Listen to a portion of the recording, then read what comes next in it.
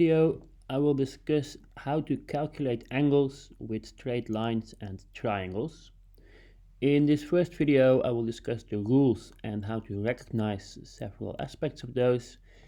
In the next video, I will use those rules to actually calculate some angles with some examples.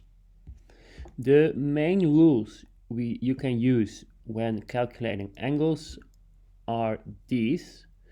A straight angle is always 180 degrees.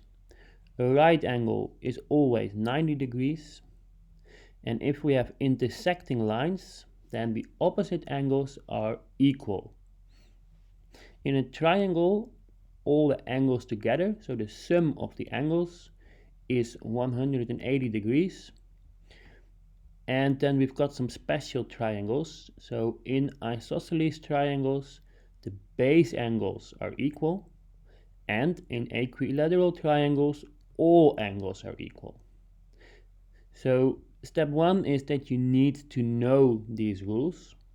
Step 2 is how to recognize when you can use them, which is what we'll be discussing now.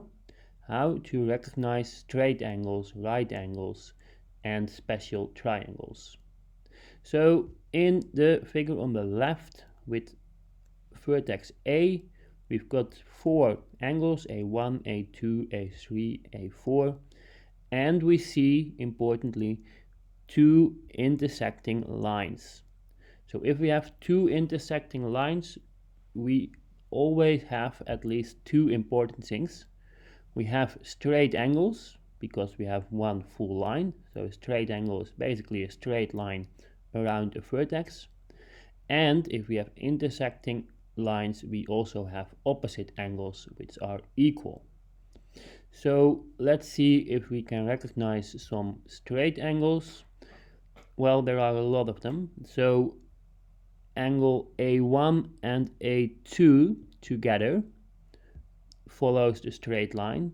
So A1 and A2 together are 180 degrees. The other side, angle A3 and A4 are also a straight angle and therefore also 180 degrees.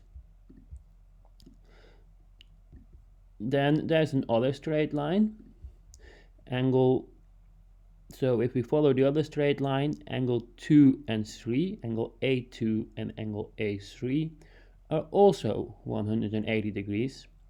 And on the other side of that line, angle A1 and A4 are also 180 degrees. So we can use that. If we know one of those, then we can calculate what's left for the other. Now let's look at the opposite angles. Because we have intersecting lines, we can see that angle A1 is opposite from angle A3. So angle A1 and angle A3 are equal, they are the same. Because together with angle A2, both form a straight angle, so they have to be the same. Angle A2 and angle A4 are also opposite angles, so these are also the same. So if we know one, we know the other. We can use that. Then let's go to the triangles.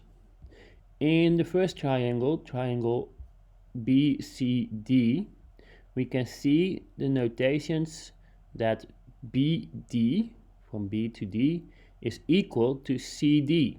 So we've got 2 equal sides, which means this is an isosceles triangle. BCD is an isosceles triangle.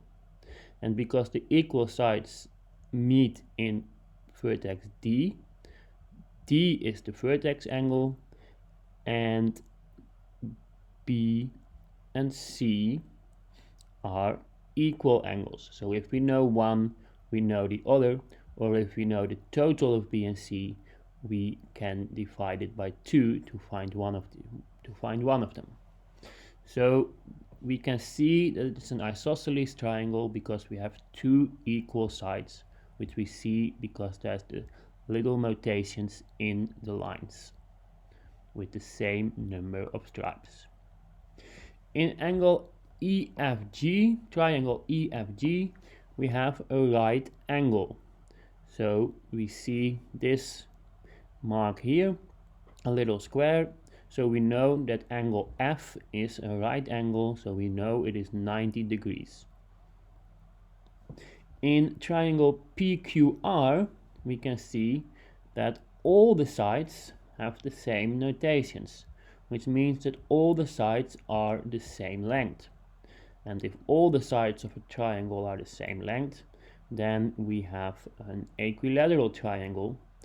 And if we have an equilateral triangle, that means all angles are equal. And when all angles are equal in a triangle, every angle has to be 180 divided by 3. So every angle has to be 60 degrees in an equilateral triangle. But we can see that because all the sides have the same notations, have the same marks, so we can see that all sides are equal. Okay, this was the end for this video, and the next video will be using all of these rules to calculate angles.